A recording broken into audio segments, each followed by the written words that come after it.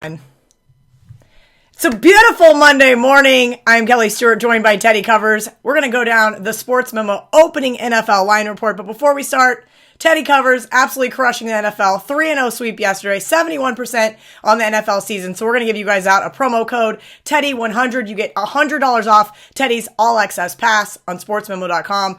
A little side note, 75% start the season in the NBA. Teddy Covers just crushing it. Kelly in Vegas, another 2-3 week. I'm getting sick and tired of these 2-3 weeks. So maybe we'll buy Teddy Covers All Access Pass. All right, Teddy, let's start Thursday night. Oakland Raiders, look at line was plus 2.5 at the San Francisco 49ers. Now we're seeing this line at 3. Most spots here in Vegas, even at 3.5 at our buddies over at CG. Yeah. Pennies at 3.5, bookmakers at 3.5. So there's a legitimate 3.5 out there, or multiple 3.5s out there on a line. San Fran was 2.5 minus 120 at the look ahead. My powering number has the Niners at 2.5 in this ballgame, and frankly, I don't think this one's going to hold at 3.5. We don't do. Hey, should we get the music? Because there's 2 of them this week that might qualify for the emergency betting. I'm going to get one of those lights that just and you just tell me when you're ready. I'm just going to have it flash. Yeah, there's 2 of them that stand out. This is certainly one of them. If you like Oakland, I don't know who does, but if you like Oakland, grab the 3.5 now. I don't think they'll be there at kickoff because the markets, while San Fran took a lot of money last week at Arizona, we saw what San Fran, it's not any surprise that the Cardinals came back and won that game. The 49ers are an injury-riddled team with a backup quarterback. They don't create turnovers, and they turn the ball over too much. Oakland showed signs offensively against Indy. I'll give them credit. They moved the ball up and down the field all game. The game turned on a Doug Martin fumble late, but the Raiders' defense has been pretty atrocious. San Fran certainly with the better defensive numbers, but again, 47.5, that seems high. I think that number, the total is going to go down, and I do think this point spread closes at 3, not 3.5. So if you like Oakland, bet them sooner rather than later. All right, Detroit heads to Minnesota. Look at line was minus 6.5. Now we're seeing 5.5s here in Vegas. Yeah, look ahead line 6.5, as you mentioned. My powering number, and like we do for all these games, what we're doing, we're giving the look ahead line. This was a bettable number, and I used the Westgate numbers, from the LV Superbook. They're bettable numbers from last week on this week's games, and then I also use my powering number to see how that compares with the current markets. Look ahead line was 6.5. My powering number says 6.5. The markets are betting Detroit. 5.5. I'm seeing some 5s, even a 4, a prominent 4.5 out there. As we speak right now, I'm not going to say the markets are crashing on the Vikings, but we saw a whole lot of money coming against Minnesota on Sunday night, and they turned the ball over, and their offensive line was overwhelmed in that ball game. And here are the Lions coming off a poorly played game against Seattle, and yet we're seeing the sharp money coming in and fading Minnesota once again. So wouldn't hurt to get involved with Detroit right now if you like them. It looks like the money is coming in their direction. All right, Kansas City. Look at line was minus 7 at Cleveland. Yay, Kansas City didn't cover a game. I'm so happy. I was actually on the Broncos. Now Kansas City minus 8 at Cleveland. Minus Cleveland with a new head coach. That just happened right before we went on air. I do not know. I'm assuming the intern's going to be Todd Haley, but I'm not 100% sure. You would think. That's going to be. Well, I don't know that I'm going to think because Haley hasn't been there that long. We don't know. I don't know who the interim coach is yet. In terms of how the firing affects the point spread, teams tend to step up their first game after their head coach gets fired.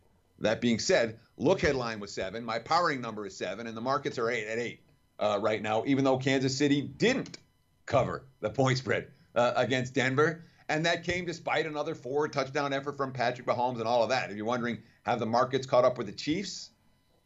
Yes and no, Kelly, because you look at the box score again, and what do the markets fixate on? They fixate on statistics. And you look at the box score again, what happens? Kansas City, they're outgained again. The Chiefs are fraudulent. They're outgained. And we see this every week where Kansas City, the yardage battle is not something that Andy Reid is particularly worried about. But the betting markets are very worried about that yardage battle.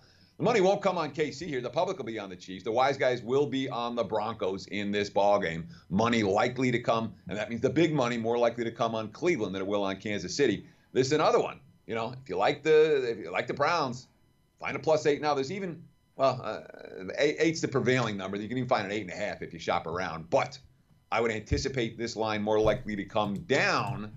That KC stat profile just isn't wowing the wise guys. And with Cleveland having fired their head coach off another dismal showing, one would think it would be a step-up spot for the Browns. The markets will think that prior to kickoff. Total-wise, we've seen a little bit of under money. I think we might see some more, 53, 52 down to 51.5 already. Woo, guess who just got an 8.5? Thanks, Teddy. I like that. With the emergency line betting, if you want an 8.5, you better get it now. All right, so Pittsburgh at Baltimore. This line always seems to be 3. It was 3 when the Ravens went to Pittsburgh early in the season. Look-ahead line was 3. And I don't really know what to make of this game, to be honest with you. I was on the Panthers, and I was really nervous by kick. And then afterwards, it was that was the easiest game I had. Yeah, well, yesterday there weren't a lot of right sides yesterday. When you think about the act, who was right? When you talk about the easy winners yesterday, there was Seattle was right. Seattle was right in that game. Carolina, the second one, maybe Minnesota, the third. I'd say New Orleans, the third over Minnesota. There weren't a lot of easy right sides yesterday. I'm glad that you had one putting in your pocket. I had 3 coin flips that all worked in my favor, and I'll take that. No, all day. Questions asked. But a look headline here, as you mentioned, was 3. My powering number is only 2.5. I'm not as high on Baltimore as the markets. And make no mistake about it, the markets will be on the Ravens. There will be some Ravens love this week. The statistical profile for Baltimore is there. The circle the wagons concept off 2 straight losses is there for Baltimore. Not a team that has had a whole lot of multi-game losing streaks in the Harbaugh era. And from what I'm hearing, it's not a locker room that is fractured. It is a locker room that is angry, and they've got a division opponent to take it out on this next week. And, of course, the Steelers got the job done yesterday against Cleveland. Despite a slow start coming out of the bye, they looked very anemic early on in that contest. Turned it on in the second half. A lot of that was Browns' miscues as opposed to Steelers doing things very well. But James Conner continues to impress, and there's a chance at least. I don't think it matters to the markets, but there's a chance that Le'Veon Bell will be back on the Steelers roster before Sunday. I wouldn't bet on it. I wouldn't count on it. And where's this line going to close? 3. The public will be on Pittsburgh. Wise guys will be on Baltimore. It'll close 3 even money. I don't think it gets to 2.5. And it definitely doesn't get to 3.5. Yeah, I don't expect to get into 3.5. All right, Tampa Bay, plus 4.5. Look ahead line at Carolina. Definitely see some adjustment here. 6.5s. Westgate's got 6.5. Of course, there's a 7 at minus 105 at Caesars if you want to catch a touchdown with the Bucs. Yeah, as you mentioned, look at line was 4.5. My powering number on Carolina is 6, and the markets are at 6.5 right now. For the first time, this is really the first time that we're seeing the market show any respect for the Panthers. There's been steady money coming in against Carolina the last couple of weeks. Remember, Cam Newton didn't practice most of the weeks last week and came out and threw a gem against a defense that the markets respect. They look at Baltimore. Wow, you hung 36 on move the ball up and down the field against the Ravens. That's the difference in Carolina's power rating, and we're seeing it very clearly that the markets have adjusted Carolina up following their 5-2 start, and in particular following the win in yesterday's ball game. As for Tampa, we got the QB shuffle again, and Fitzmagic came in and had some magic. That being said, that's on the Bengals defense. You're up by 3 scores in the fourth quarter, and you're letting guys streak behind you in single coverage, and wide open for 78-yard touchdowns when you know that's exactly what Tampa's going to do. Bucs are going to get credit for that. What I do to downgrade Cincinnati defensively for that, I don't know that I'm sold on the. And with Tampa, with all that's happened in their season, remember that 2-0 start where they had 1 win since that time. The QB shuffle back and forth, and there's going to be, I don't think Jameis gets off the bench this week. The markets aren't sure yet. Lots of books haven't posted yet for this ballgame because they don't know who the QB is going to be for Carolina. But I can tell you this. Doesn't matter who's starting for QB for the Bucs. The Panthers all of a sudden have a little betting bandwagon. This line more likely to go up than it is to go down. Side note, Teddy, what do you make the difference between Fitzpatrick and Jameis Winston as far as point spread? Yeah. 0. Okay, that's what I figured. I figured that was your answer. I just wanted to clarify. Okay. Yeah, and then there wasn't when Winston came back, and there wasn't at the beginning of the season either. It's like one of these deals where the markets are fixating on some stupid player. You're like, really? You're not going to post a line because in the NBA, they wouldn't post a line because they didn't know if Kevin Love was going to play for the Cavs. I'm like, Kevin Love? Really? And then Love's announces out, okay, and the markets go, oh. They didn't even move. Even a half point with Love being out. I'm like, you don't need to have these things. You can post a line in these spots, but obviously in this situation where there's no differential between Winston and Fitzpatrick, not for me, not for anybody here in Las Vegas, not for anybody offshore, and yet the markets haven't posted. Is there an injury I'm missing? There's something else? I don't think there is. Let me just make I sure. don't believe so. Just I feel like South Point just went to 6.5, but other than that, the question of Vita Vea, the defensive tackle for Tampa, but that's not a guy who's going to affect the point spread, and it turns out they didn't tear up his ACL.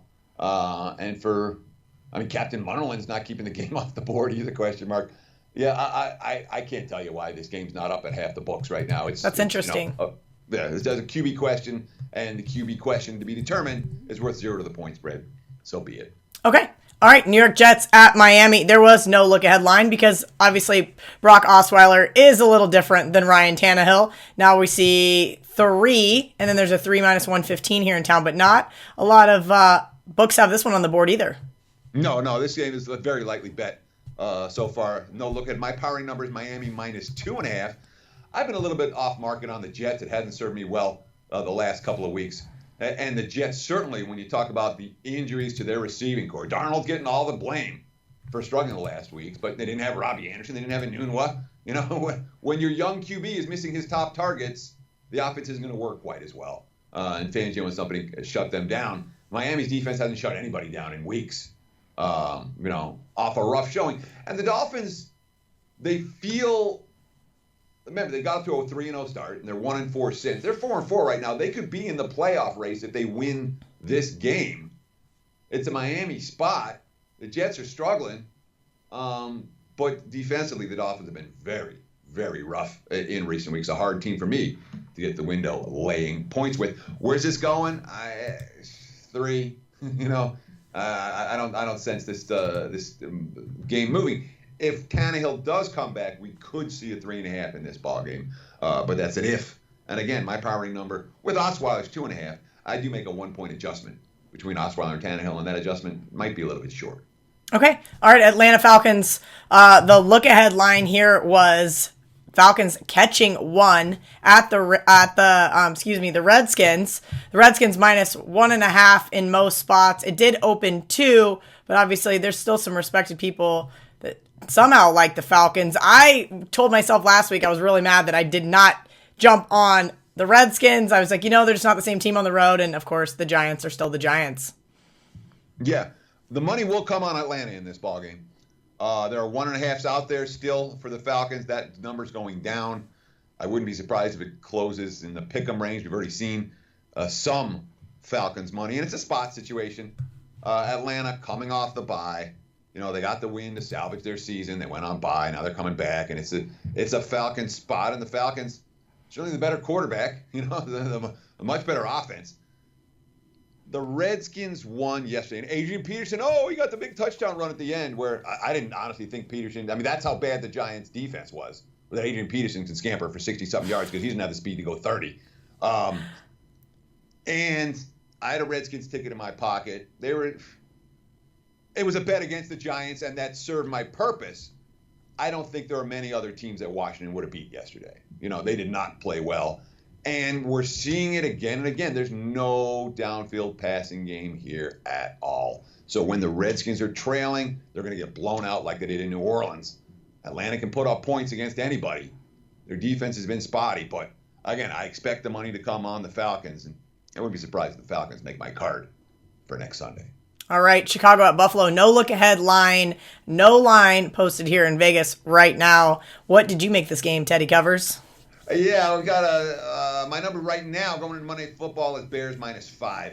And I've been a little bit off market on the Bears. I'm not as high on the Bears as some are. We saw it again yesterday. The Bears got the win. They got the money, all that. Trubisky stunk again. Trubisky couldn't throw downfield again. Nagy didn't trust Trubisky with the lead again. They had the big play touchdown with Tariq Cohen, and that's, and of course with Mack out, the defense, again, they're facing another team they should be able to dominate here. And Fangio's a guy we love as a defense coordinator when everybody's healthy. If the Bills look ugly tonight, this line probably comes more like a touchdown.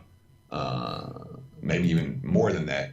If the Bills hang around tonight, maybe it comes closer to the 4.5 or 5 where my powering number is. But I think my number is low on this game. I would expect Chicago to come a little bit higher unless the Bills look really, really good tonight. All right, Houston, look-ahead line was -1.5 at Denver. Now Denver -2.5 all around town. Even a +3 over at our buddies at CG, +3 plus even money. Interesting here. I mean, I said I was on the Broncos yesterday, and I didn't even watch the game because, let's be honest, I knew they weren't going to beat the Chiefs. Yeah, but they got the money. They did get the money. I'll take that late field goal to get the cover, and I will take that all day, every day. And this is a rare situation that's worth talking about for a minute. The look-ahead line here was Texans -1.5. The Texans won and covered. The Broncos lost. And yet, we're not just seeing a minimal adjustment. We're seeing a major adjustment in this game. Where, all right, it was pick 'em or 1. Now we're looking at 2.5s and 3s out there. At 3, we're going to see some resistance. We're going to see some buyback on Houston, for sure. So I would expect this line to close in the 2.5 range. That being said, the books are all over the place on it right now, and you can perhaps shop around and find a bargain one way or the other. If you can catch a +3, do it. If you can catch a lay less than 2.5, do it. That's where I expect this line to go over the course of the next 48 hours. The Will Fuller injury is definitely affecting Houston's power rating. And we don't think about number 2 wide receivers necessarily do that. But that Texans power, the offense has been so dynamic with Kute and Hopkins and Fuller and Watson throwing the ball around to him. And, of course, when you lose Fuller out of that mix, he's the deep play threat. It's a significant loss for the Texans. Broncos able to run the football against Kansas City yesterday, doing a lot of things right. They outgained the Chiefs on the ground by like a 5-1 margin and covered the spread. They didn't win the game. Usually the teams that win the rushing battle by like 30 yards or more, they're incredible. ATS. And Denver's ground and pound is something the markets are going to respect, although that offensive line against the Texans' defensive front, not necessarily a good matchup for Denver. And Houston, by the way, they're the hottest team in the NFL. They've won, 5 in a row for the Texans. So 2.5 is where this line's going to close. I don't think it's going to it might get to 3. I don't think it's going to hold at 3. There will be some Texans buyback at that number. All right, the look-ahead line on this one was Chargers pick 'em at Seattle. Now Seattle -1.5. A couple ones here in town, too, I guess, if you still want to bet. Seattle, I was kind of surprised to see this move in that direction. Well, the markets are giving this, again, you talk about one game that's going to change the perception of a team. We saw that a little bit with Baltimore, perhaps. We saw that with Carolina, perhaps. And I really think Seattle's win yesterday at Detroit has changed the market perception. We're certainly seeing it in this point spread that was picking my powering number, and I adjusted Seahawks up after yesterday's win. Still only Seattle -0.5 point. I have because you also want to give the Chargers a little bit of extra juice for coming off the bye week, and they should have Melvin Gordon back in the lineup this week, although that's no done deal, and that will affect this point spread. Melvin Gordon, watch his status as the Seahawks battle the Chargers. But, since that rough start, the Seahawks have played pretty good football, and the market's starting to adjust them upward in a legitimate way after Russell Wilson's strong performance yesterday. All right, another one that opened Pick'em, Rams at New Orleans. Now, look ahead was Pick'em. This week, LA Rams catching 1 in the Mercedes Superdome. Yeah, and look at line is Pick'em. My powering number in this game is Pick'em, and the markets, there's 1s out there, there's Pick'ems out there right now for New Orleans. And again, a lot of what happened in yesterday's win for the Saints winning cover was Minnesota making mistakes and New Orleans being able to take advantage of those mistakes. We continue to see some issues with that Saints secondary, and obviously, when you're trading for Eli Apple, and by the way, he's starting. And the normal starter is not hurt and deactivated for the week, there are issues right now in the Saints secondary, issues that Minnesota didn't fully exploit yesterday. Well, they exploited them, but then Thielen fumbled, and the weird play, the other turnover, obviously the pick six the other way, that really changed the course of that contest. But Saints with an enormous betting bandwagon right now, 6-0 straight up, 6-0 against the spread of their last six, whereas the Rams have been losing against the spread, lost again, a lot of money coming in against LA in that Packers game. And I know, we can talk all day about what Todd Gurley did, which A, was the right thing to do in the game, and B, I love the fact that here we are, we're 2 months into the NFL season and college football season, and there haven't been any big betting stories. That like here's betting in New Jersey and betting in Pennsylvania and betting in West Virginia and Mississippi, all these places, and there's been no scandals and no, oh my goodness, what's going on?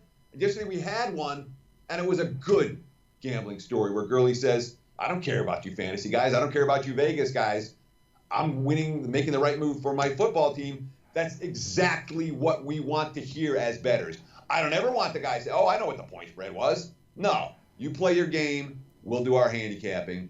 Worked out fine if you bet against LA, but the bottom line is, boy, that passing game was scary yesterday, and that may be a bad matchup for New Orleans. And look at the total, Kelly. Look at the total. The very first 60 I have ever seen. I've been in Vegas since 1998. I have never seen a 60 as an opening number on an NFL game. I've never seen a 60 as a closing number on an NFL game. Total here of 60. And you know what?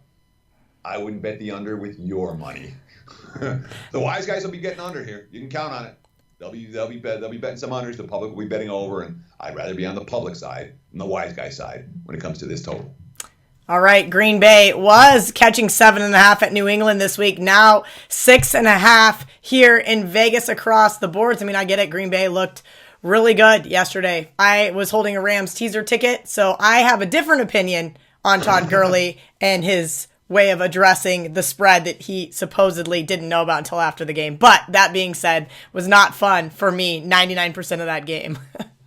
Stop! You had to lay. If you had him on a teaser, please tell me you teased down to 1.5. Well, 2 teasers. They were to close out. One was 1.5, and I always bet an early week teaser, and I had them at 2.5 in another. Right, so sure. Okay. I will say I was on the winning end of one. I would have liked to have won both. That would have salvaged my 2 and 3 week.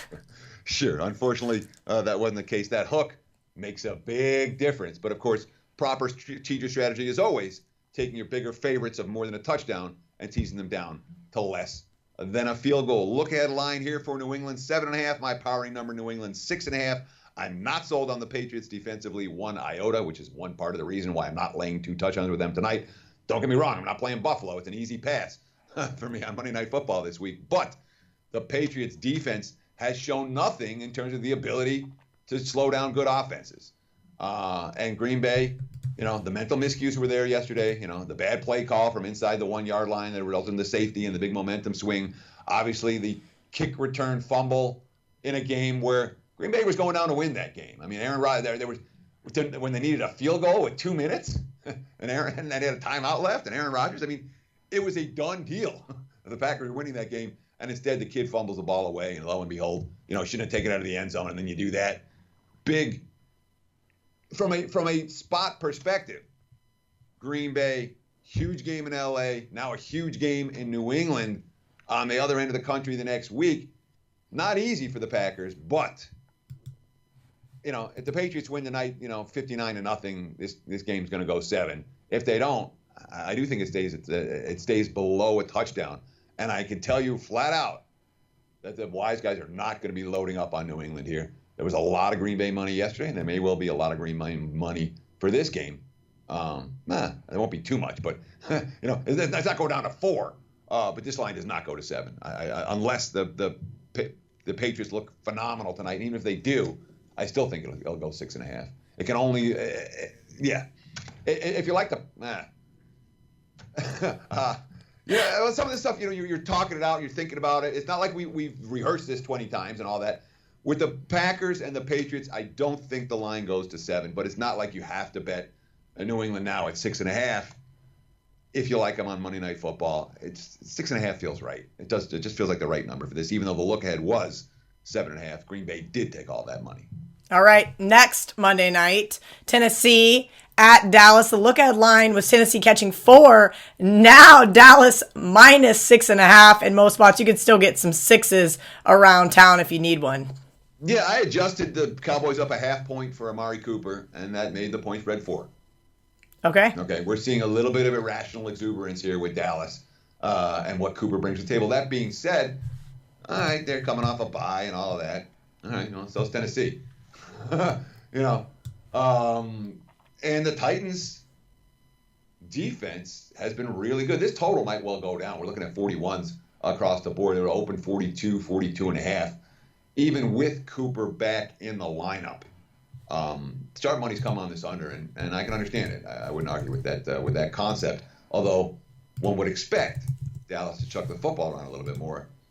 A receiver in his first game within his new team, how many routes is he going to know? Half dozen? It's not like he's going to know and be involved in the offense on every single play and be that type of dynamic playmaker for the Cowboys. This line does feel a little bit rich, and I think it can only get notched down a little bit. So maybe if you like Tennessee, maybe bet it now.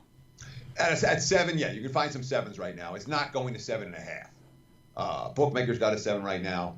They're not the only one. There's a couple other books that have 7 even money, and that would be the way I would look if you like the Titan side of the equation. Find a 7 here on Monday morning. Awesome. Guys, make sure you use promo code Teddy100 to get $100 off Teddy's All Access Pass on sportsmemo.com. He is 71% on the NFL season, and I just made a couple of wagers during our lovely video cast. As always, Teddy, thank you, and have a great NFL week. Thank you so much, Kelly. Best of luck to you and, of course, to our entire listening and viewing audience. Cheers.